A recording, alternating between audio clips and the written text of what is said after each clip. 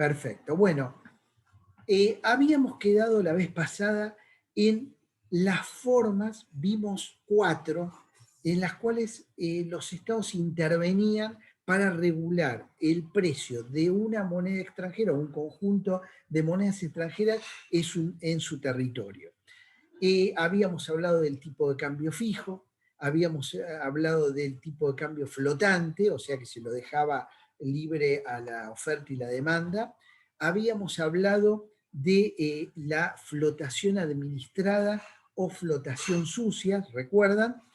Y por una pregunta que hizo Flor, un comentario, hablamos del mecanismo que se está utilizando en este momento que se llama crawling peg, ¿sí? Vamos a volver sobre esto permanentemente, por eso me gustaría que lo retengan y si hay una duda, volvemos sobre esos temas. Sí. ¿Podrías repetir lo que es el crawling peg? Bueno, el crawling peg es un mecanismo por el cual el Banco Central va devaluando día a día la moneda acompañando algún criterio, por ejemplo, acompañando la inflación. Puede ser otro, pero en este caso lo que hace es decir, bueno, hay una inflación que va creciendo, voy a ir acompañando la devaluación del dólar con micro devaluaciones y al fin de mes, centavo más centavo, termino devaluándolo un 4%, un 3%, un 2%. En el caso, para un caso práctico nacional, desde la asunción del gobierno de Alberto Fernández, se viene aplicando un crawling peg que sigue la inflación esperada. Entonces va copiando a partir de evaluaciones todos los días eso. ¿Esto qué significa? Que nadie sabe a cuánto va a estar el dólar porque nadie puede adivinar la inflación, pero se va corrigiendo sobre la marcha, ¿sí? Ahora bien, a partir de febrero de este año, el Banco Central decidió retrasar esas mini devaluaciones respecto de la inflación. ¿Por qué hace esto? Porque uno de los factores en nuestro país que de alguna manera promueve que la inflación suba es la devaluación del peso frente al dólar. Entonces, en muchas ocasiones se utilizó retrasar el dólar respecto a la inflación para generar una expectativa de que la devaluación no va a ser tan grande. Ahora bien, si finalmente esas pequeñas devaluaciones frente a la inflación real tienen un gap, una diferencia muy pronunciada, por ejemplo el 20%, en algún momento va a haber que ir a alcanzarla, ¿me comprenden? Y eso provoca devaluaciones bruscas. Por eso la medida ha sido criticada por un sector de economistas que dicen, ¿para qué hacemos esto si en algún momento lo vamos a tener que agregar? Respuesta del otro lado, dice, bueno, si nosotros esperamos una inflación del 30 y pico por ciento y devaluamos al 25%, el gap no es muy grande y lo vamos a poder alcanzar sin que nadie se dé cuenta. Vamos a ver. Este es un poco lo que veremos a partir de marzo del año que viene. Hoy aparentemente está todo controlado y es muy difícil que se escape esa variable. Pero tenemos ahí un caso práctico de que es cómo se está aplicando un crawling peg ahora. En otros momentos, ¿cómo se podría aplicar un crawling peg? Comparando con las monedas vecinas, las monedas de los países vecinos y con los que nosotros comercializamos o que tengan mucho impacto en nuestro país. Un ejemplo práctico del día de hoy. Si alguien se pierde, volvemos. El dólar estadounidense en todo el mundo, ¿qué está pasando? Se está devaluando, está perdiendo valor. Más o menos ha perdido desde marzo hasta este momento un 2,5-3% respecto de otras monedas. Eso es muy bueno para el gobierno nacional, para Argentina. ¿Por qué? Porque si el dólar se debilita, el esfuerzo evaluatorio va a ser menor, con lo cual lo que dicen las autoridades dice, bueno, finalmente nosotros no lo estamos ajustando a la inflación, pero si lo comparamos con el dólar de verdad, no estamos tan lejos. ¿Me comprenden?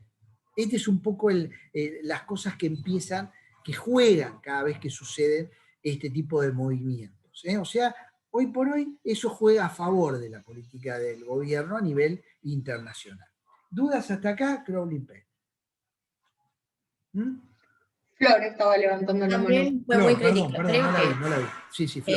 la primera vez que se empezó a utilizar, o al menos que yo tomé conocimiento que se utilizaba, fueron con las políticas de Sandleris, creo que fue, o de Sturzenegger, que bueno, también los criticaron justamente por hacer estas pequeñas devaluaciones. Bien, bien, bien. Está bien. No, la primera vez que se aplica el crawling peg en la Argentina, por eso todos le tenemos, los que tenemos más años y más, mucho temor, fue con Martínez de Oz, ¿sí? A través de algo que se denominó la tablita de devaluación. En ese caso, lo que había eran devaluaciones diarias, pero conocidas. Toda la población podía ir a un diario y veíamos la tablita de devaluación. Veían, yo no era muy chico, pero me acuerdo de cómo era el esquema, ¿no? Entonces, todos los días se iba devaluando, pero pasó algo muy grave ahí que lo voy a relatar en unos minutos, porque quiero volver sobre algunos temas que me parece serían importantes que los conozcamos para ver cómo se introduce tan fuertemente la cuestión del dólar desde el punto de vista económico en nuestro país, ¿no? Bueno, vos comentaste lo de Sanleris, ¿sí? La etapa Sanleris y demás. Yo quisiera dejarlo esto, y pido que me lo recuerdes, para cuando veamos Banco Central más, con mucho más elementos. Yo creo que hoy por hoy va a ser complicado poder explicarlo y que lo entendamos todo, ¿no? Porque hubo una combinación de cosas, de crawling peg más banda cambiaria, hubo como una especie de mezcla muy creativa de cosas, pero con algunos problemas que eran notables, muy notable, que uno dice, ¿cómo puede ser que no se... en ese momento varios lo planteamos, bueno, no hubo respuesta, pero hubo, digamos, si bien hubo un crawling peg en ese momento, en realidad lo que pesaba más era un sistema de bandas cambiarias muy raro, que después cuando tengamos más elementos lo vamos a comentar y pido que me lo recuerde, porque es bueno como caso práctico, ¿no? Nosotros hicimos de todo y hemos fracasado en todo, digamos. En ese sentido, nadie nos puede decir que no intentamos cosas así. Puede ser que haya habido inconsistencia, pero el intento estuvo claramente. Bien, dudas hasta acá, comentarios, porque ahora sí vamos a entrar en cómo es el esquema jurídico legal que tenemos actualmente, a grandes rasgos, y lo vamos a ir profundizando, digamos, de acá al final del curso. Tenemos que ver, y esto quiero que lo unan a cuando vimos la parte de crédito público, deuda pública, etcétera, tenemos que irnos hacia un momento muy importante, no solo para nuestro país, sino para Latinoamérica y el mundo, ¿no? Que es volver a esa famosa crisis del petróleo. La crisis del petróleo lo que provocó es que, por un lado, todos los bienes se encarecieron, o sea, se conoció realmente y con profundidad a nivel global lo que es la inflación. Nosotros ya la conocíamos, se conoce desde la antigua Roma la inflación, pero la posibilidad de estudiar las causas, los remedios, etcétera, diríamos que la tenemos que buscar para ese momento, en ese momento, ¿no? Que son los 70 en esa época. Entonces, la inflación moderna, que es global, todos los países tienen alta inflación. ¿Por qué? Porque los productos se encarecieron. Al encarecerse el principal fuego, digamos, que producía esa gran producción industrial, todos los productos se encarecen, ¿sí? Pero por otro lado, hay algunos que se beneficiaron, que son los países que producían estas materias primas, el petróleo, el refinamiento, etc. Y hubo un momento muy, digamos, mediado de los 70, donde sobraron dólares, se los llamó los petrodólares. Los países árabes, los países productores de petróleo tenían un gran auge y sobrantes de dólar, ¿sí? Y ahí comienzan obviamente cuando el dólar sobra, cuando hay muchos dólares, la tasa de interés para los préstamos baja a cero, como es el momento actual, lo que está pasando en el mundo en este momento. Entonces, ¿qué hacemos con esos dólares? Siempre aparecen los bancos auxiliares y decir, yo te puedo dar una solución, prestarla a determinados países que tienen que llegar a un grado de desarrollo mayor porque están en el subdesarrollo, etc. Entonces comienza a haber una afluencia masiva de préstamos en dólares a países latinoamericanos, africanos, asiáticos, etc. Esto produjo de alguna manera un gran auge del consumo en estos países. Paradójicamente, eran momentos en que gobernaban dictaduras muy duras en Latinoamérica, ¿sí? Y fueron beneficiadas por este dólar barato. Nuestro país fue impresionante porque fue la época del DMDO, los viajes al exterior, baratos, etc. Esta situación de aparente felicidad que se llevaba dentro de nuestro país, porque la inflación existía a través de el famoso tablita y crawling peg para intentar ir acompañando algunas cosas, finalmente tienen un abrupto fin, digamos, ¿no?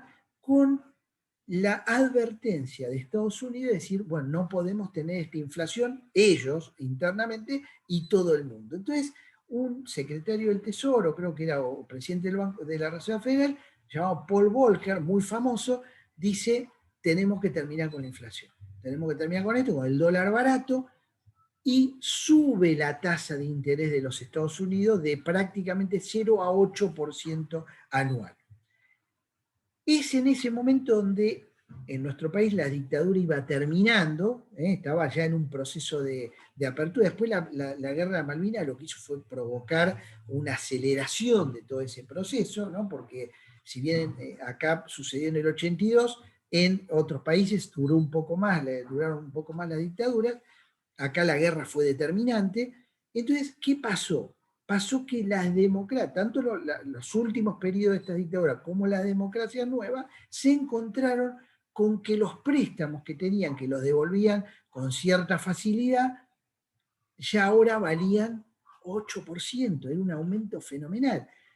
Pero no solo con esto, si Estados Unidos se autoimpuso una tasa del 8%, cuando llegaba acá estábamos en 16, 15, 20%, solo para pagar los intereses. Esto condicionó toda la década del 80, que se la denominó la década perdida para Latinoamérica. ¿Por qué? Porque los países hacían grandes esfuerzos por conseguir los dólares, pagar los intereses y el servicio de esa deuda y no pagar un peso del capital de la deuda. ¿Me comprendo? O sea que, y cada tanto defaulteaban, decían, no podemos pagar. Bueno, te hacemos lo incorporamos al capital y seguís pagando, con lo cual la deuda comienza a crecer de una manera tremenda, que es la deuda base de lo que tenemos hoy, más allá de los errores democráticos posteriores, ¿no? Pero básicamente el gran núcleo hay que encontrarlo en ese momento, ¿sí? Bien, ¿esto qué es lo que de alguna manera provocó en todos los países latinoamericanos? Que sea muy difícil devolver esa deuda, y es como el fin de la etapa de endeudamiento, pero la deuda queda como problema para todos nuestros países hasta el día de hoy, ¿sí? Y esto condicionó mucho a la necesidad de buscar dólares. ¿Y por qué en nuestro país fue más que en otros países?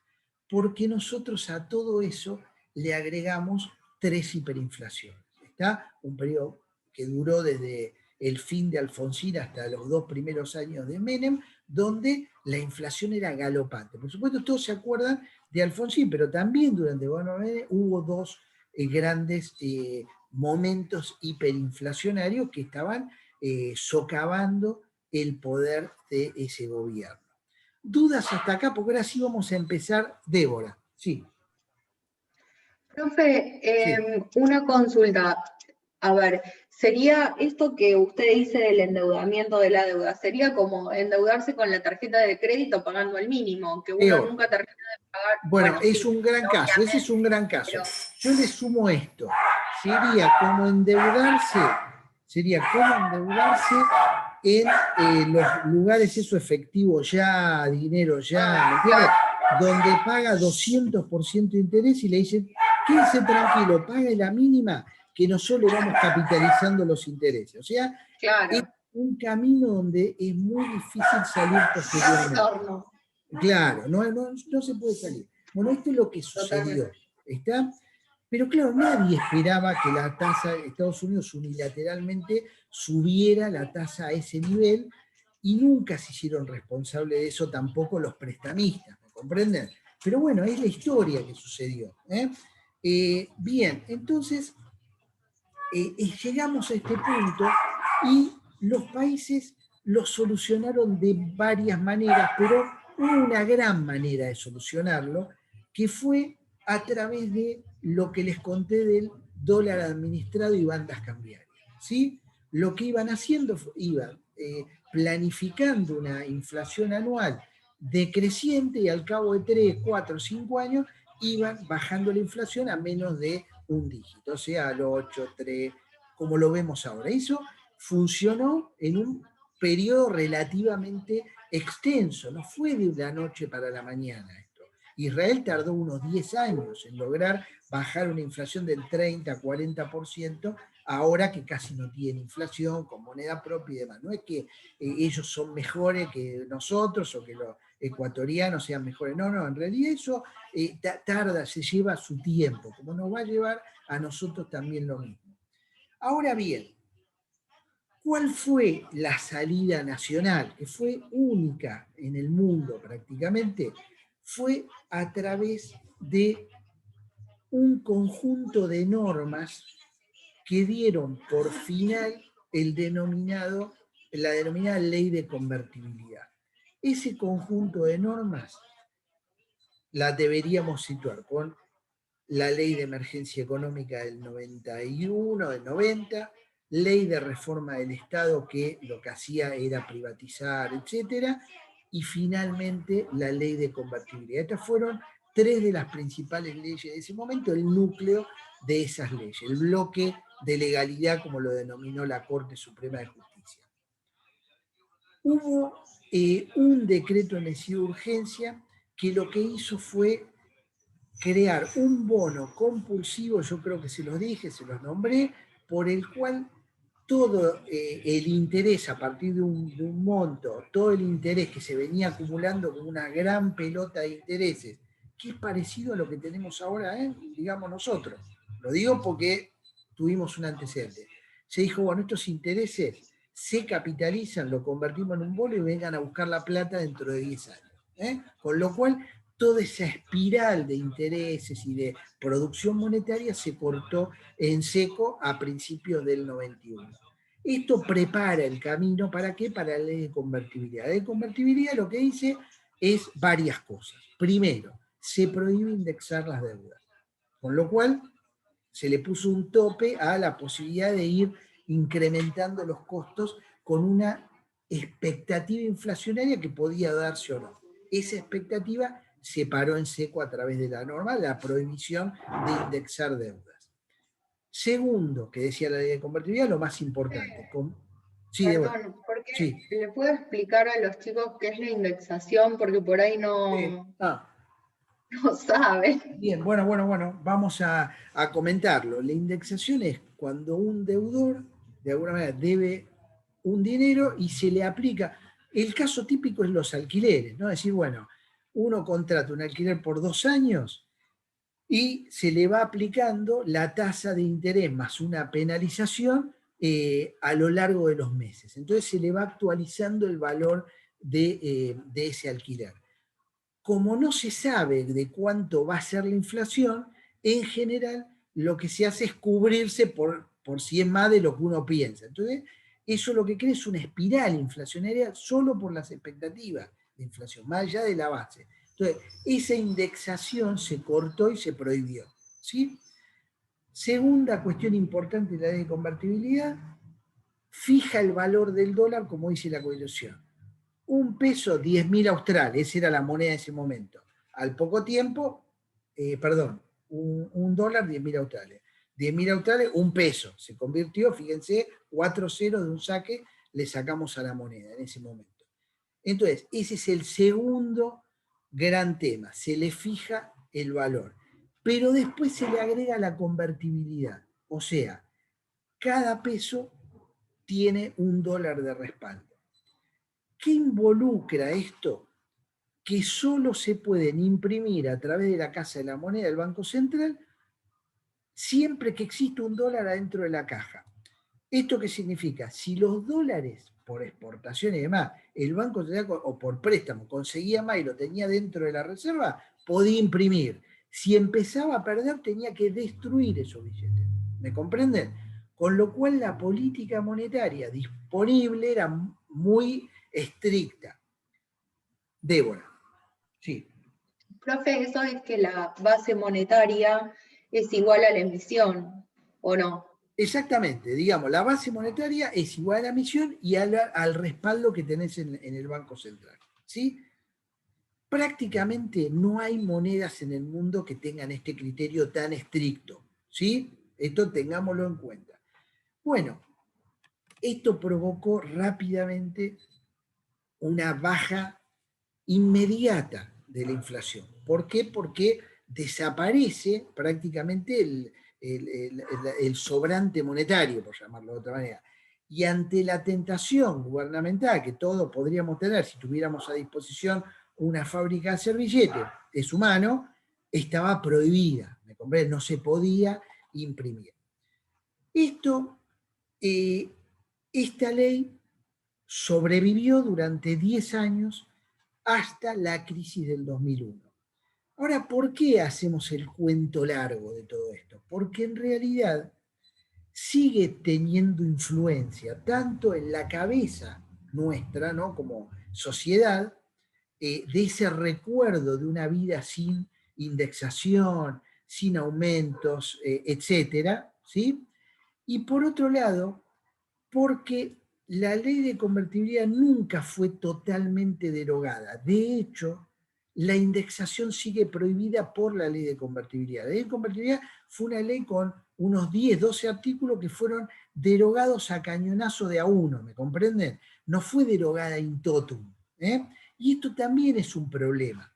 ¿Por qué? Porque en la práctica sabemos que hay indexación disfrazada, porque cualquiera de ustedes que fue a alquilar un departamento le dijeron, mira, no te puedo poner un interés de tanto, pero a tal mes vas a pagar tantos pesos más y a los 5 meses, o no pasó eso. A todos les debe haber pasado.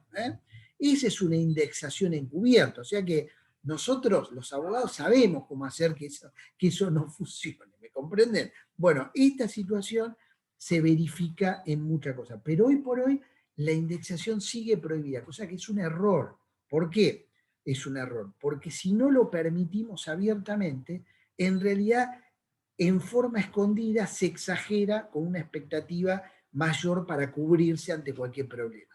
Entonces, eso repercute finalmente en el precio de la vivienda, de los alquileres, y lo vemos en el índice de precio del INDEC.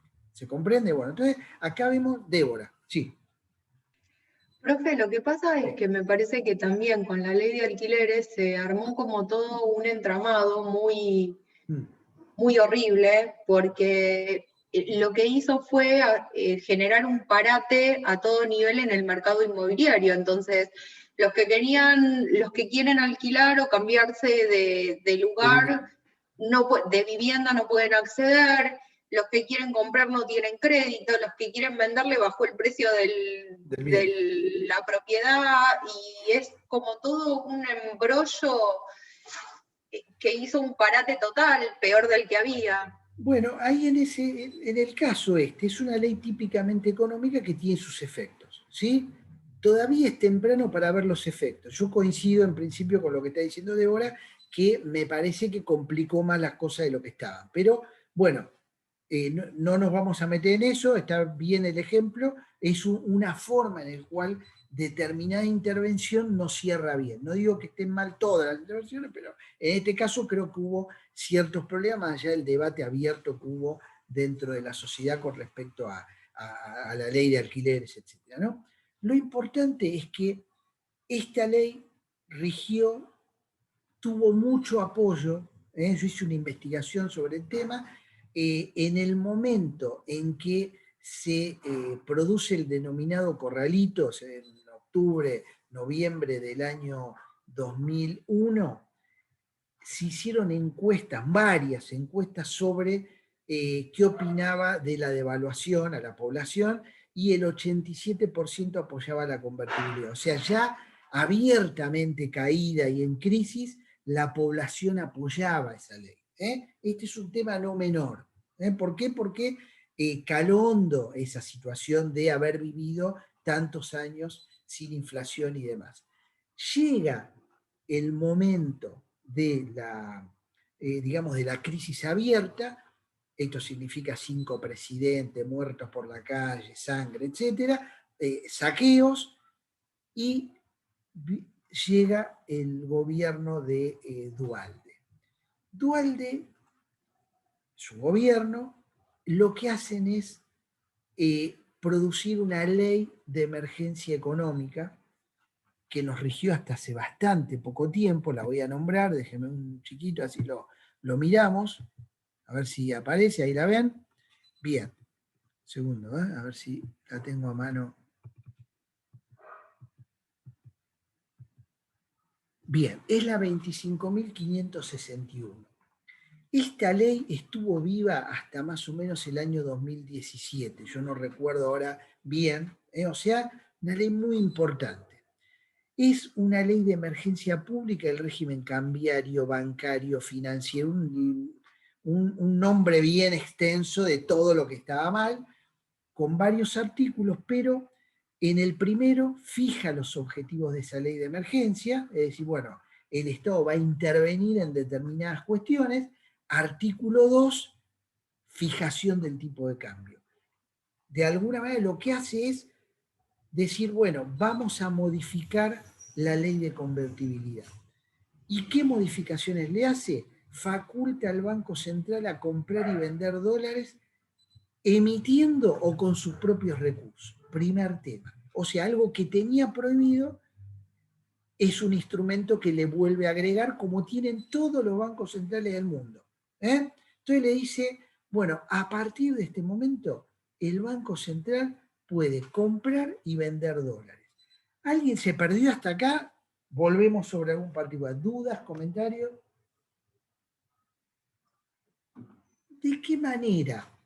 Sí, Flor. Perdón, y el Poder Ejecutivo, bueno, está bien que el Banco Central, al margen de todas las discusiones que hubo, depende del Poder Ejecutivo, digo, ¿puede disponer de todas estas reservas en dólares? Bien, lo que hace es un tema un poco más largo ese, es un tema un poco más largo, pero vamos a decir que en principio podría disponer si las tiene a mano. ¿Por qué? Porque ahora las reservas tienen oro, tienen lo que llaman letras swaps del gobierno chino, tiene una cantidad de cosas que no es que salís a vender y decir acá lo convierto en dólares. No, tarda un tiempo, hay que pedir autorizaciones, pesar el oro, verificar que sea de buena calidad, un montón de cuestiones. O sea que plata disponible no tiene todo, tiene una parte. Hoy se dice son unos 7.000 millones de los 44.000, 42.000 que hay. Todo lo demás son valores, bonos del Tesoro Nacional, Bien, entonces, pero en principio vamos a hacerlo a nivel didáctico, dispone de eso, ¿sí? Son sus reservas. Su reserva es el activo contra su pasivo. ¿Cuál es el pasivo? La plata que emitió, ¿sí? Es el pasivo, primer pasivo de los bancos centrales. Entonces, ¿de qué manera actúa el Banco Central con esta autorización de la Ley de Emergencia Económica? Actúa de dos formas, básicamente. En el mercado spot, que es el mercado como si fuéramos uno de nosotros que va al banco y dice, quiero tantos dólares o le vendo tantos dólares. O sea, un mercado presente, ¿sí? O en el mercado de futuros. ¿Qué significa el mercado de futuros? Que el Banco Central dice, voy a hacer un contrato para vender dólares. ¿A cuánto dijo que iban a estar el ministro de Economía? A el 31 de diciembre del 2021 a 102 pesos. ¿Sí? Dice, bueno, tú haces contratos y el que quiera lo compra. ¿Quién va a comprar ese contrato? El que crea que el dólar va a estar más alto. ¿Me comprenden? ¿Por qué? Porque dice, yo voy a tratar de hacer un negocio comprándole al Banco Central más barato, ¿sí? ¿Quién otro puede comprar ese dólar futuro? Aquel que tenga una expectativa de evaluación, dice, yo me tengo que cubrir porque tengo deuda en dólares, entonces estoy dispuesto a firmar un contrato a diciembre, porque yo en enero tengo que pagar una deuda en dólares y ya me cubro de tenerlo a un determinado valor. ¿Me comprenden? Si el dólar finalmente vale más, el Banco Central tiene que poner la diferencia de pesos entre 102, vamos a llamarlo, y lo que finalmente valga. Si eso sucede, significa que el Banco Central perdió plata. Y eso es muy grave, pero no puede suceder. Lo que sucede en general es que el Banco Central hace fuerza para que los contratos siempre estén por debajo de eso y el que tenga que poner es la otra parte. Y ustedes me dirán, pero la otra parte es tonta. No, la otra parte o apuesta a una fuerte devaluación que le permita ganar plata o se quiere cubrir y dice, prefiero perder 5 pesos a perder por mucho por una fuerte devaluación. Entonces controla, es como un seguro a no perder mucho. ¿Me comprenden? Débora, sí, perdón. Profe, perdón, me perdí en donde dijo, mercado de dólar futuro es uno, y el otro, Spot se llama, spot. spot. Sí, es el contado directo. El Banco Central, a través de una serie de computadoras que tiene, personal, dice, compro todos los dólares a tal valor, ¿sí? O vendo todos los dólares a tal valor. Y ahí se presentan personas y compran y venden. ¿Se comprende? Saquémonos de la cabeza el cepo, todo eso viene después. Vamos a tratar de ver cómo funciona en la, digamos, en la normalidad, ¿sí? Entonces, actúa vendiendo en el contado diario y comprando o en el mercado de futuros, ¿sí? Vamos a volver sobre esto, pero quiero que tengan un poco el panorama. De esta manera, bueno, ya hay una atribución que no tenía, que ahora tiene, ¿sí? Bueno, lo otro que plantea la ley es que las reservas son el respaldo de la base monetaria. No va a ser 1 a 1 como antes. Va a ser como cualquier moneda fiduciaria normal en el mundo. Una parte, otra parte, forma parte de la confianza y de todo ese refuerzo de tener que pagar todo en pesos y no en dólares, etc. Un tema de la convertibilidad que me olvidé. La convertibilidad es indistinto para liberarse de las deudas, pagarla en pesos o en dólares, con lo cual, de alguna manera, lo que hacía era sacar la obligatoriedad para muchas deudas al peso y lo debilitaba. ¿Me comprende? Ahora ya eso cambia también. Se prohíbe la indexación, esto significa que se deja el artículo de convertibilidad y se reafirma. Y después lo que se hace es reestructurar las obligaciones. ¿Qué es lo que había pasado en ese momento? Que después de 10 años de ley de convertibilidad, los contratos de todo tipo, privados, públicos, bancarios, extrabancarios, financieros, se hacían bajo la cláusula esta que le digo de indistinto pagar en peso en dólar. O sea, estaba toda la economía indirectamente dolarizada. Entonces había que buscar una forma de reestructurar las obligaciones. ¿Por qué? Porque los deudores se encontraban que debían 1 a 1 y de golpe debían 4 a 1. Entonces eso era ruinoso, ¿me comprende? Entonces se hace una serie de mecanismos por tipo de deuda para poder responder a esas obligaciones y no quebrar la economía más de lo que estaba. Fíjense la importancia de lo jurídico frente a lo económico, algo de lo que se habla poco, pero la realidad es que eran millones de contratos que se reestructuraban. ¿Se entiende? ¿Dudas hasta acá? ¿Comentarios? Perdón. Sí, yo, perdón, quise levantar la mano y puse cualquier cosa. Sí. Una pregunta, si ya la antigua ley de convertibilidad... Con el desastre. Sí, sí, también. Si la antigua ley de convertibilidad ya prohibía la indexación, ¿por qué sería una modificación? No, yo lo puse en el PowerPoint, lo que hacen es dejarle ese artículo. no lo elimina. Es uno de los perfecto. artículos que quedó vivo de la ley. ¿Bien? Perfecto, gracias. A ver si pasamos. Bueno, esta ley le otorgaba amplios poderes al Poder Ejecutivo y esos poderes se expresan a través de decretos.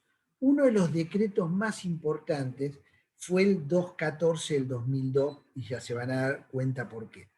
Porque en principio hay una conversión a pesos de todas las obligaciones. En términos generales, y quiero resumirlo porque era muy complejo la situación, todas las deudas bancarias fueron 1 a 1, o sea, una suerte de perdón muy importante, ¿sí? ¿Por qué? Porque si uno tenía una deuda hipotecaria en dólares, se quería pegar un tiro en ese momento, veía que el dólar volaba a 4 pesos, o sea, se devaluaba 300% en un corto plazo y tenía esa deuda en dólares. Entonces, lo que se hizo fue, bueno, vamos a hacer una suerte de ley a favor del deudor y el deudor paga 1 a 1. Estamos hablando de las deudas bancarias. Con las deudas entre privados se generó un mecanismo por el cual se buscaba la negociación mutua para encontrar un acuerdo, ¿sí? El esfuerzo mutuo. Le puedo asegurar que fue un tembladero todo ese tiempo, porque permanentemente se iban ajustando los criterios porque se veía que era muy complejo. Pero acá tenemos un caso muy importante de la conversión a pesos de las obligaciones bancarias. Después se convierten los depósitos, ¿sí? Los depósitos se van a convertir a 1,40 por cada dólar depositado. ¿De dónde sale el 1,40? El 1,40 sale de un conjunto de monedas sobre las cuales Argentina comercia, por ejemplo, porque tiene exportaciones, importaciones, etcétera, se arma una canasta de monedas y digo, bueno, ¿cuánto sería un valor que tuviera en cuenta el dólar, el euro, el yen, los chinos, etcétera? 1,40. Con eso debería alcanzar. Esto es lo que en el momento se creyó. Pero como esto iba a provocar, porque era una devaluación ya de movida del 40%, iba a provocar inflación, se le agrega un coeficiente de estabilización en el tiempo. ¿Qué significa esto? Que el día que sale este decreto, usted iba al banco y decía, quiero retirar mis dólares. Bueno, le vamos a dar un peso por 40. Si iba al mes siguiente, era un peso con 40 más el interés de un mes, por este coeficiente de estabilización, que es un coeficiente que todavía hoy vive, está entre nosotros. ¿Bien? ¿Dudas hasta acá? ¿Comentarios? Bien. Se emitieron unos bonos opcionales para todos los ahorristas, que le decían, bueno, usted lo que puede hacer si no puede sacar porque se podía sacar hasta un monto, etcétera. Todo lo demás quedaba dentro del corralito y después lo que se amplió, que se llamó el corralón, ¿no? Entonces se le dijo, bueno, usted tiene dos caminos. Uno es esperar a que nosotros le vamos a ir devolviendo la plata en el tiempo, o le damos un bono, ¿sí? Ese bono es a, creo que 10 años, ya no me acuerdo, y uno con ese bono podía ir y venderlo en el mercado y recuperar, no sé, el 15, 20% de lo que tenía. O guardarlo y esperar hasta el final y cobrar el bono en 10 años, ¿no? Y eran todas opciones que se le daban al ahorrista para salir del corralito y del corralón. ¿Bien? Y después hubo otro bono más. Ese bono, todo por un decreto del Poder Ejecutivo del 2002, de los primeros, por el cual a los bancos se los compensaba por la diferencia entre cobrar sus acreencias, las deudas de los particulares de 1 a 1, y lo que tenía que devolver, que era 1,40, o sea, hay una diferencia del 40%. Entonces, se les da un bono para que no quebraran en esa diferenciación, ¿no? Todo esto, toda esta ingeniería muy compleja permitió que el país saliera adelante. ¿Está? Después una ayuda fenomenal, como lo es ahora, con el precio de la materia prima que volaron en ese momento a precio récord y permitieron que Argentina recuperara dólares para pagar la deuda que tenía. ¿Me comprende? Entonces, en ese sentido, todo esto contribuyó claramente a la salida. Pero cada uno de estos bonos, además, ¿quién los pagó? Los pagó el que tenía ahorros, pero también los pagó el que nunca en su vida tuvo una casa. ¿Me comprenden? La población, el 30% de la población que no estaba bancarizada, que ni soñaba con tener una casa, etcétera, a través de sus impuestos, el ajuste, se comió todo este bono de compensación para los irresponsables que sacaron créditos en dólares y que tuvieron la suerte de que no le devaluaron ni un peso, y los bancos que prestaron alegremente de esa manera. ¿Bien? Flor, ¿qué? Bueno, pero ahí el problema no fue que estaban endeudándose en dólares cuando su salario era en pesos, algo completamente impensado, porque si uno gana en pesos no tiene forma de financiar un préstamo en dólares. Bueno, bien. Esta casa donde yo estoy en este momento lo compré con un préstamo en pesos durante la convertibilidad. Si usted pedía un préstamo en pesos, el interés era, vamos a ponerle un número, 15% anual. Un número, ¿no? Si usted lo pedía en dólares, era el 3% anual. Entonces la gente iba y lo sacaba en dólares y decía, bueno, si se devalúa, no creo que se devalúe, estamos 1-1, ¿qué va a pasar? No puede pasar. Pero pasó. Entonces, yo estuve tranquilo cuando se devaluó, ¿me comprenden?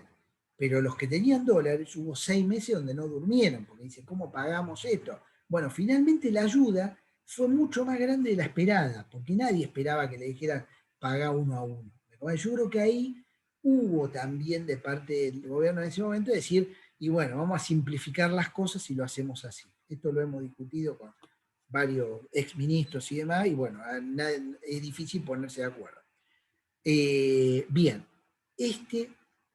segunda estructura, ley, decreto. Hubo varios decretos más. A ver si, ¿puedo agregar una cuestión? Sí, claro, Juan. Sí.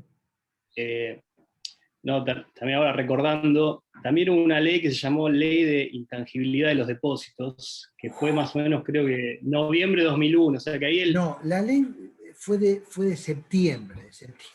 O por ahí, bueno, pero que, digamos, abiertamente, está bien, es un punto que la gente se arriesgó, puede ser, pero digamos ahí abiertamente el Congreso, bueno, en realidad el Estado Nacional se comprometía a no alterar las condiciones de los depósitos, o sea, fue una ley expresamente para garantizar eso, y que después, bueno, unos meses después... No se cumplió. Claro. No se cumplió. O sea que bueno, sí es cierto quien tenía que... dólares recibirá dólares, claro. Famoso...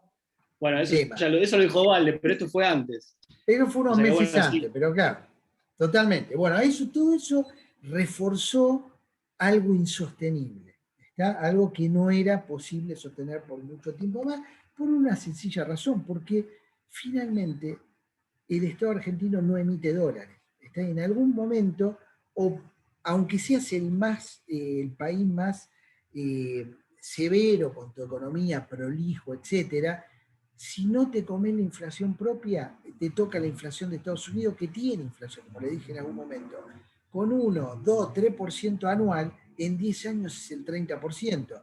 Y vos tenés tu moneda clavada contra una moneda en 10 años devaluada un 25%. Con todos los vaivenes del mundo, con guerra, porque ellos participan en toda la guerra que nos imaginemos.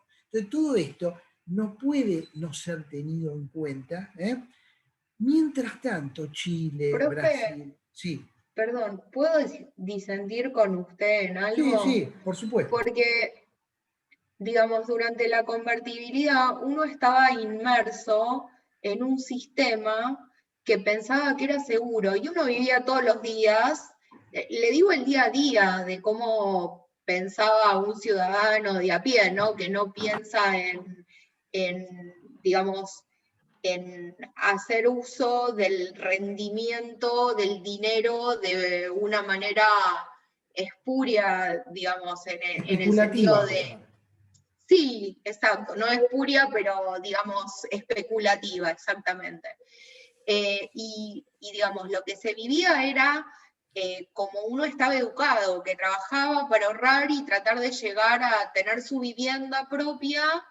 Y bueno, digamos, el sacar un crédito en dólares a baja tasa permitía que uno trabajara, pudiera viajar, pudiera ahorrar, pudiera comprarse su casa, tener su techo. Digamos, yo que tenía 20 y pico de años, no sé, ahora los chicos no sé qué edad tienen, pero más o menos 20 y pico de años, 30, y bueno, y digamos, la capacidad de ahorro que uno tenía en ese momento era importante. Y no quería decir que uno cobrara su sueldo y lo pusiera en dólares, sino que podía acceder con su esfuerzo a un montón de cosas que probablemente hoy los chicos no puedan, les cueste mucho más acceder o no puedan acceder. Mucho más. Después vamos a ver, en algún momento vamos a ver, cuando veamos el sistema del Banco Central, vamos a ver qué involucró eso y por qué usted pudo ahorrar, pudo hacer esas cosas y por qué hoy es más difícil.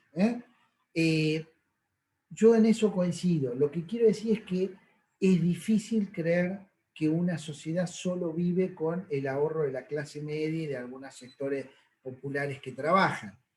En el medio, los que mueven de verdad la máquina son los que vienen con muchos capitales y te mueven la aguja, en el sentido que uno nota, bueno, eso existe, existió y existirá, y un Estado no puede ignorarlo cuando hace un plan, ¿está? Y decir, bueno, en algún momento van a venir y me van a hacer y pasó, ¿está? Lo que sucedió es que finalmente pasó como le pasó después al gobierno de Macri en el año 2018, fue muy parecido.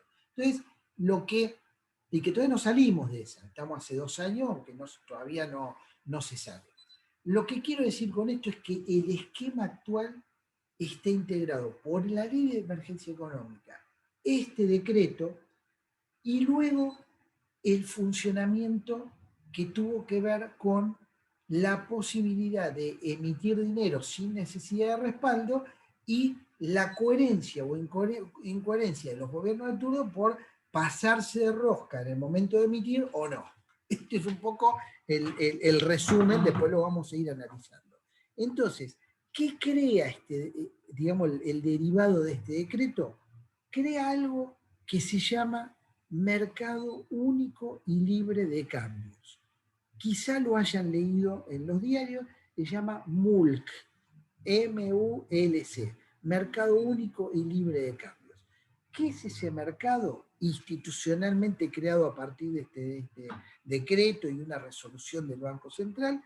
Es donde se concentran todas las operaciones de cambio, principalmente en dólares, ¿sí? O sea, todos los exportadores van a ir ahí y van a vender sus dólares y ahí le van a pagar con pesos. Y todos los importadores van a ir ahí, van a poner pesos, tener dólares y pagar la mercadería que van a traer de afuera. Es el lugar donde se encuentran básicamente 3 grandes sectores. El Banco Central, como de alguna manera el mayorista que actúa, los importadores, los exportadores y en algún momento todos nosotros comprando, la familia comprando y vendiendo dólares. Eso se hace en el mercado único y libre de cambio. ¿Cómo se estructuró? ¿Quién alimentó ese mercado único y libre de cambios de dólares?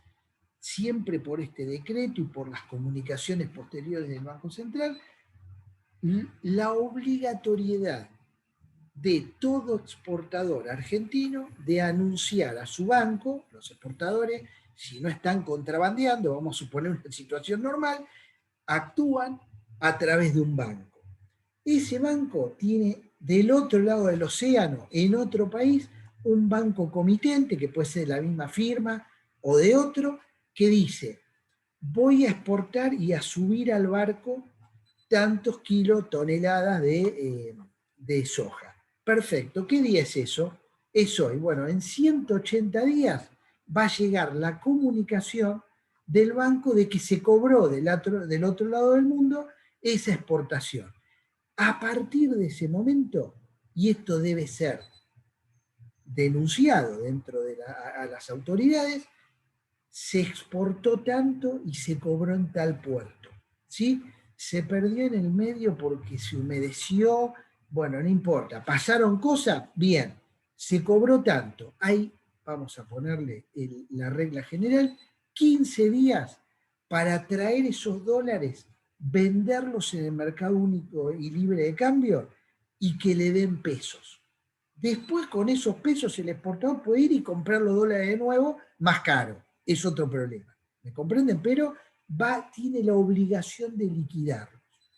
Con eso se alimenta ese mercado único libre de cambio y se pone a disposición de los importadores, de todos nosotros que querramos ir a buscarlo, etc. Estamos hablando antes del cepo, ¿está bien? Pero básicamente el funcionamiento global es el mismo. Lo tienen que liquidar, tienen la obligación de liquidarlo. No pueden guardarlo y dejarlo afuera. ¿Por qué? Porque se entiende que es dinero que fue trabajado acá en pesos. Bueno, entonces se viene, liquidan esos dólares acá, se les entrega pesos. Y todos pueden intervenir en la compra-venta. Pero como son cifras astronómicas, en realidad el que va a terminar comprando gran parte de eso es el Banco Central. Y con eso mete pesos y guarda los dólares en sus reservas. ¿Se entendió el mecanismo del mercado único y libre de cambio?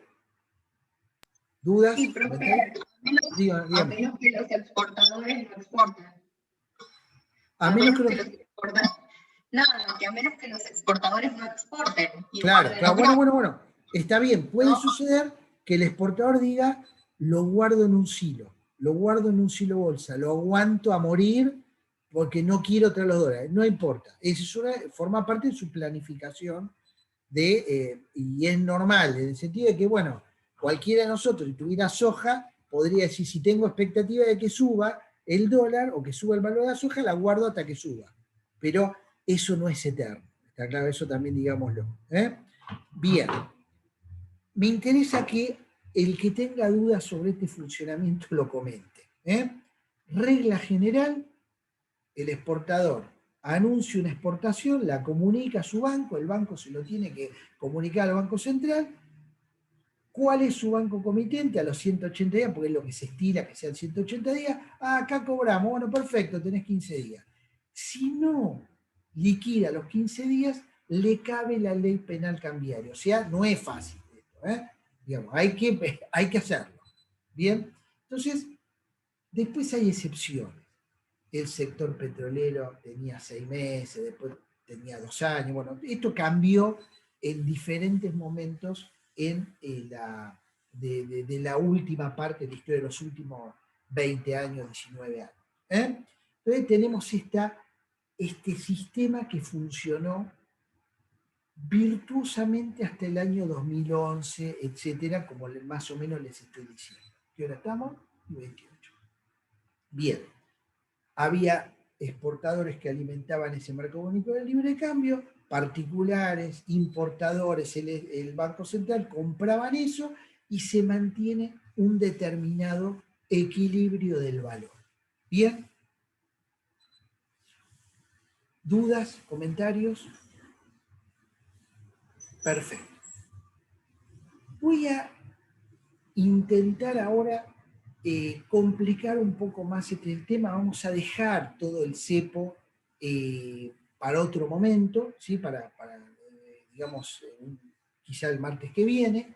Ahora me interesa que entendamos el funcionamiento de esto. ¿Cuál es el funcionamiento virtuoso de todo esto? Y podríamos situarlo en los años 2003 hasta el 2011.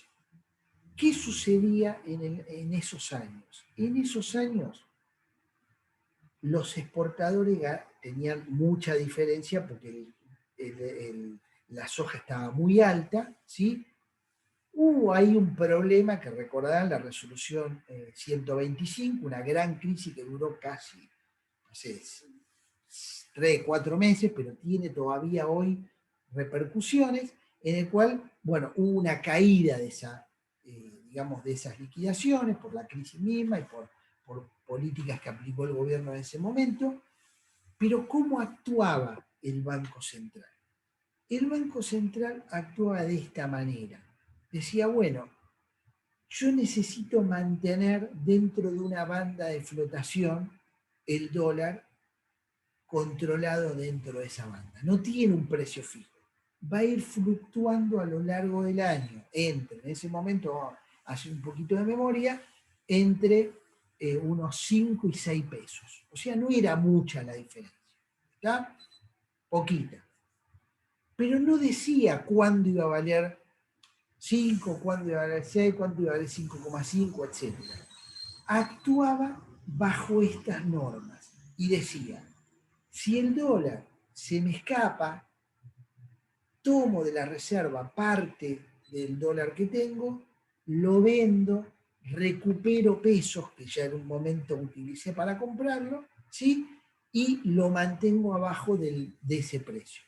Si los exportadores se daban cuenta que el dólar iba a empezar a bajar, ¿qué hacían? Vendían más para no perder plata, con lo cual había una gran afluencia de dólares. Entonces el dólar empezaba a bajar. Cuando tocaba los 4,5, ahí la operación era la contraria. Y fíjense que siempre gana el Banco Central, ¿está? Porque permanentemente vende un precio, que va fijando el precio que le conviene. Por eso digo que fue un momento virtuoso que duró varios años, en el cual se mantenía eso estable y todos los que no eran exportadores, los industriales decían, bueno, el dólar va a valer entre esto y esto, no va a valer mucho más o mucho menos. Entonces se animaban a invertir, a hacer emprendimientos, está sin el temor en la cabeza de que iba a pasar una desgracia. Entonces, este funcionamiento era el normal. ¿Dudas hasta acá? ¿Comentarios?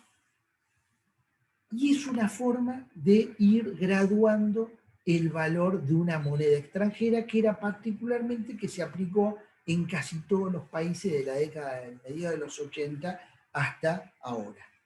Nosotros con la compatibilidad no lo podíamos, no estaba dentro de nuestras herramientas.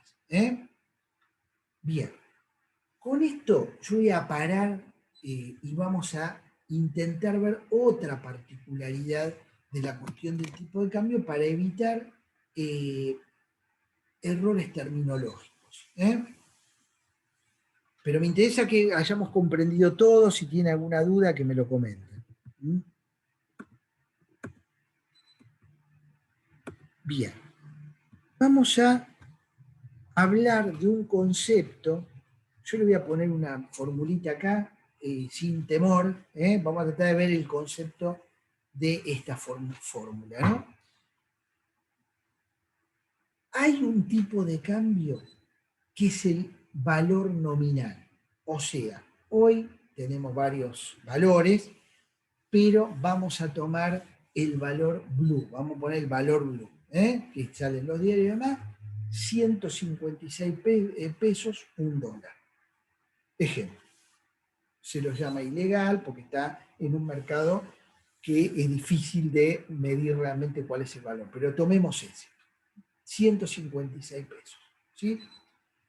Ese es el valor nominal. Otro valor nominal es el valor que fija el Banco Central oficial, 96 pesos. ¿Está? O sea, el valor nominal, 96 pesos. Pero hay otro concepto que es más valioso que este, que es el que verdaderamente importa, que es el tipo de cambio real, vamos a llamar así. Después le vamos a agregar la palabra multilateral, ¿sí? ¿Qué es lo que compara el tipo de cambio real? Es de alguna manera el poder de compra relativo entre los países de referencia. Si tenemos un tipo de cambio real, dólar, el país de referencia es Estados Unidos. ¿Está claro? Entonces, ¿qué es lo que va a definir el tipo de cambio real en país contra país? O sea, Argentina contra Estados Unidos versus Estados Unidos, ¿no? Lo va a definir básicamente el tipo de cambio nominal, lo que figura, 94 pesos, más una relación entre las inflaciones de cada país. O sea, en ese valor, el tipo de cambio real Z, ahí lo puse con nombre y apellido para que nadie tenga duda de qué significa, es el tipo de cambio nominal, 94 pesos, multiplicado por la relación entre, caso Estados Unidos, 4% de inflación versus 35% Argentina. ¿Está? ¿Qué significa esto? Lo que significa es que cuanto más inflación tengamos nosotros respecto del país de referencia, el esfuerzo por mantener el tipo de cambio real es mayor, ¿sí? O sea, hay que devaluar más. Cuanto más inflación tenemos, para mantener una misma relación entre Estados Unidos y Argentina, nuestro esfuerzo evaluatorio es mayor. Buena noticia que la inflación del país de referencia sea mayor. Por ejemplo, hoy Estados Unidos tiene una inflación que es inesperadamente alta para ellos. Para nosotros seguimos una fiesta, pero nosotros seguimos con una inflación alta, ¿sí? Veamos un socio comercial, el real brasileño, ¿no? Cuando miramos y hacemos la cuenta, el real debe estar a 5 pesos, no sé, ya ni me acuerdo. Pongámosle 5 pesos. Si eso lo multiplicamos por la inflación de ellos, dividido la inflación nuestra, ellos tienen una inflación de 8, nosotros tenemos de 35, bueno, ahí tenemos que nuestra devaluación es nominal, pero a veces no es real. ¿Y qué significa esto? Significa que las diferencias del valor de divisas entre ambos países puede producir que en algunos momentos a ellos les viene mejor para exportarnos a nosotros y en algunos momentos es al revés. Y en algunos momentos a nosotros nos conviene irnos de vacaciones a Llureré y en otros casos les conviene a ellos venir para acá. Y eso va a estar dado no por el tipo de cambio nominal de cada país, sino por este factor, por el factor del tipo de cambio real.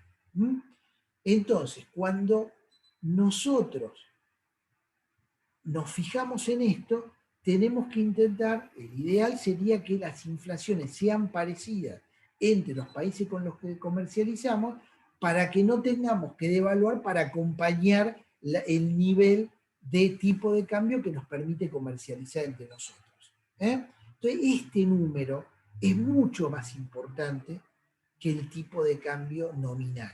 Porque a veces dice, pero ¿cómo puede ser que Argentina esté todo el día devaluando?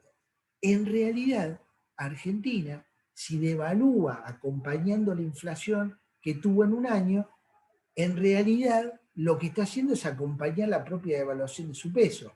Ahora, puede ser que en un país con el que estamos comerciando, ellos hayan tenido otros problemas y nos obliguen a devaluar aún más. ¿Me comprenden? Porque si no perderíamos comercio exterior entre ellos y nos sacaría del equilibrio.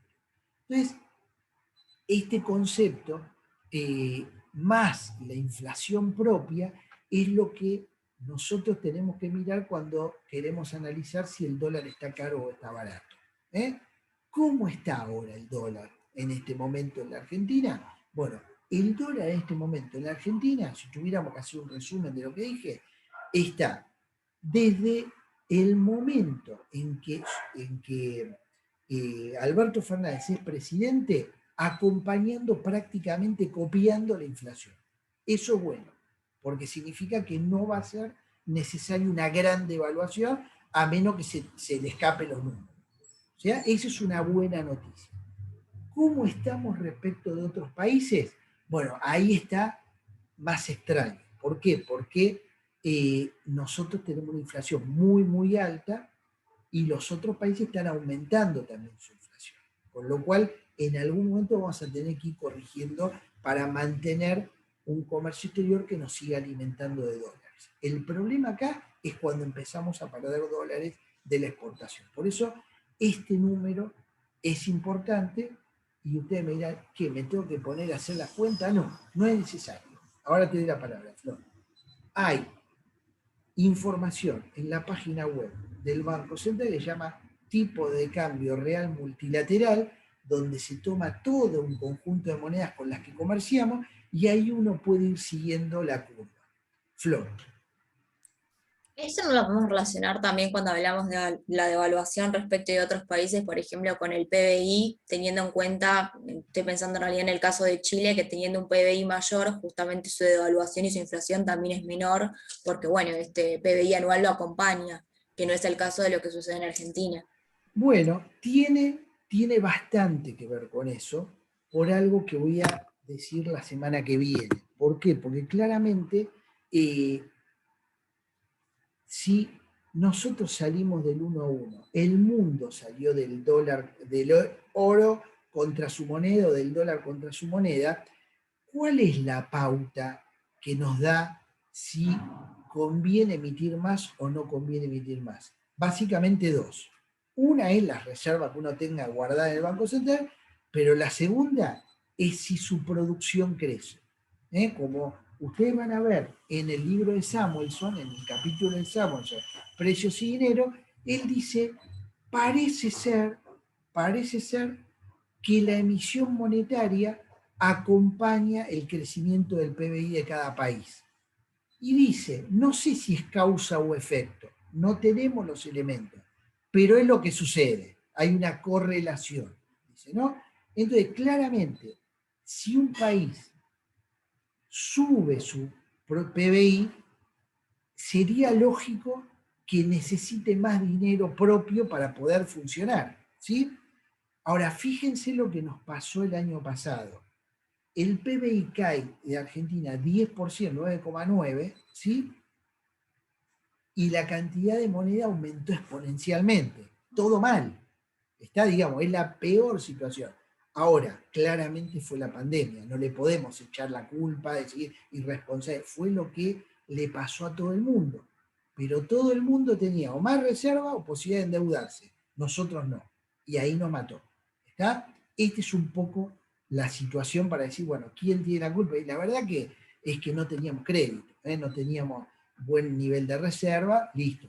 Veníamos mal, veníamos como con comorbilidades graves, y esto nos agarró y nos terminó de liquidar. Pero fue casualmente un ejemplo de una situación muy desafortunada, porque tuvimos que emitir más para poder hacer los planes, etcétera, y por otro lado, la economía cayó, o sea, es el peor antiejemplo. Flor Crespo. Pero ahora ya sabiendo que teniendo tanto dinero en circulación es contraproducente para lo que son las políticas monetarias, ¿no tendría que el Banco Central salir a secar un poco esa plaza? ¿A que Bien, ahora lo vamos a ver. tanto dinero circulante? Ahora lo vamos a ver, eso que usted dice. Bien, vamos a ver primero tipo de cambio real multilateral. Repito, entre en página web del Banco Central, esto es a mayo del 2010, ¿sí? O sea, a ver, mayo puede ser, mayo y abril del 2010. Fíjense en esta, que es una curva normal. Si hay alguien que se pierde, lo volvemos a ver porque es muy sencillo.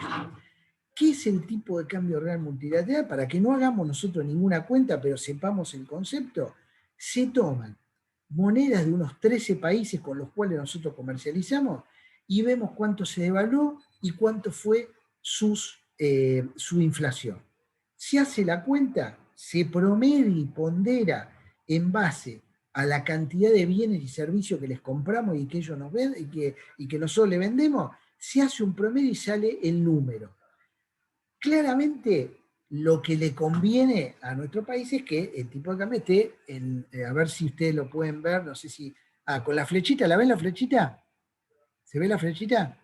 Bueno, en estos picos es cuando está muy alto. Eso nos conviene, pero también es un drama interno porque significa que estamos en crisis. En general, hay que mantenerlo en lo que sería un promedio de esto. Y fíjense que no estamos lejos del promedio. Estamos bastante, digamos, bastante bien en cuanto a el tipo de cambio histórico, porque acá hay que borrar usted lo que tiene que hacer es borrar los picos. Si borramos los picos, estamos en 115, no está mal, ¿me comprenden? Es un tipo de cambio histórico que nos permitió vivir, reproducirnos, crecer, etc. O sea que no veo gran alarma en este punto. Al lado tienen las reservas del Banco Central, bueno, no importa. Yo quisiera mostrarles, un segundito, vamos a bajar esto, a ver si puedo compartirles otra pantalla para la pregunta que acaba de hacer. Ahí está, bien. Ahí está, bueno. Acá estamos en línea con el último informe de hace unos días del Banco Central. ¿Sí? ¿Qué es lo que vamos a ver acá para contestar esa pregunta? Si tiene alguna duda, me dice. Los agregados monetarios los vemos en la columna de la derecha. Por lo menos en mi derecha se llama agregados monetarios como porcentaje del Producto Bruto Interno. ¿Qué es lo que vemos? Primero, emisión monetaria abajo de todo, en rojo. Segundo, M2, que integra los plazos fijos. Tercero, M3, que integra otro tipo de bono. Con eso tenemos todo el potencial de plata que el conjunto de argentinos tenemos a disposición para hacer muchas cosas. Comprar dólares, comprar cosas, ahorrarlo, invertir y ser felices. O sea, tenemos, fíjense, todo lo que hay. Ahora, cuando uno mira la curva, fíjense los picos que hay hacia abril, perdón, antes de abril. ¿Qué son esos picos? Es la emisión y todo lo que pasó en la pandemia. ¿Está? Si los borramos, lo que nos vamos a dar cuenta es que estamos en un nivel de emisión de todos los agregados monetarios en baja. O sea que el Banco Central, insospechadamente, por lo que uno escucha por ahí, en los diarios y en la televisión, etcétera, en realidad está teniendo una política muy prudente. Ha bajado todos los agregados monetarios, todo lo que pudo. Está tratando de volverlos a la prepandemia. ¿Se comprende? Acá lo vemos muy claramente. Fíjense el circulante en poder del público. 2 puntos del PBI de 6 a 4%. Ahora vamos al otro. ¿Sí? El M1 y el M2. ¿Cómo? El M1 y el M2, ¿qué es?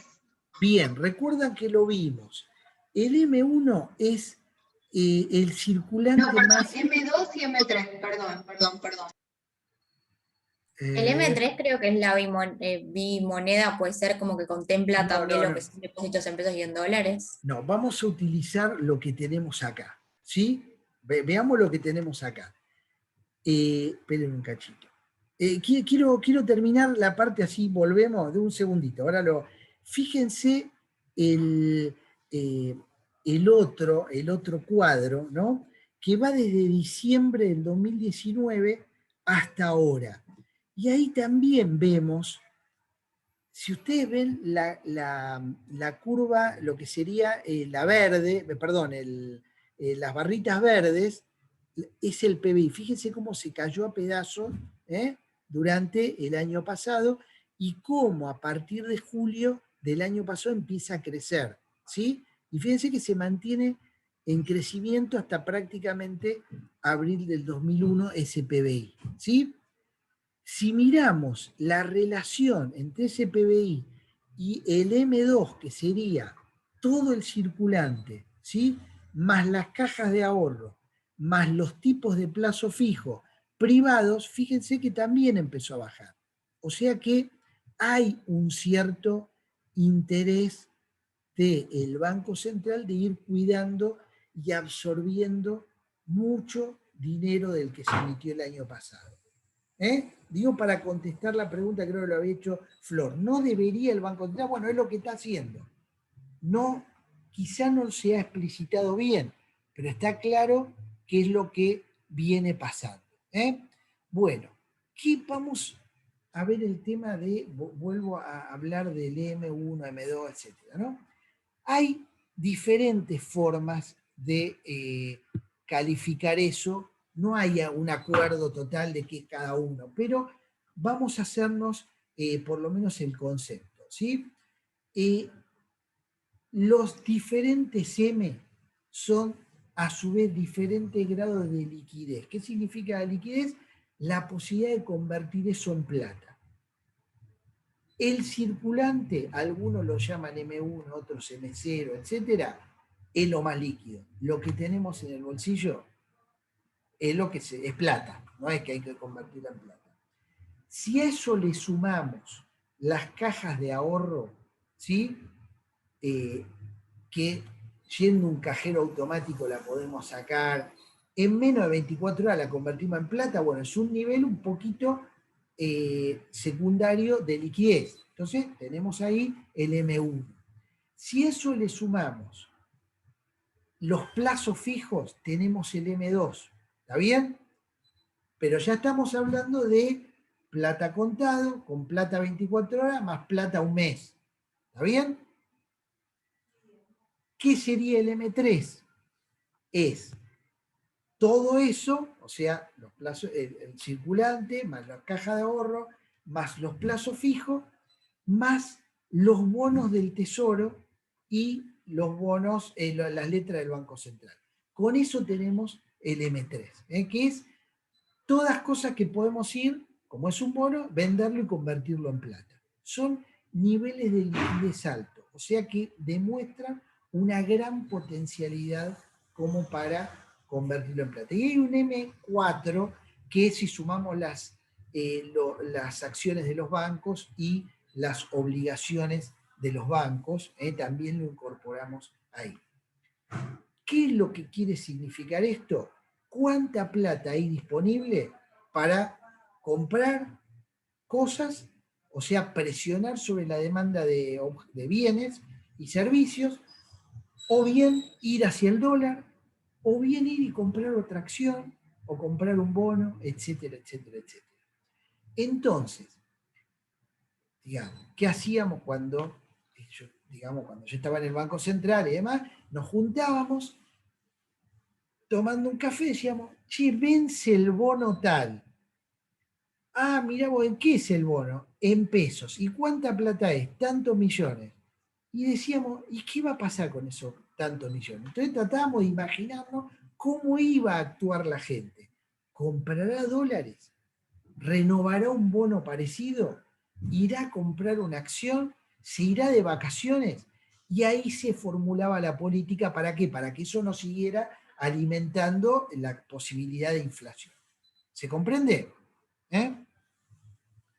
No hay matemática, digamos. Sí, Lorena. O sea que en el cuadrito donde tenía estas barritas en verde, Sí.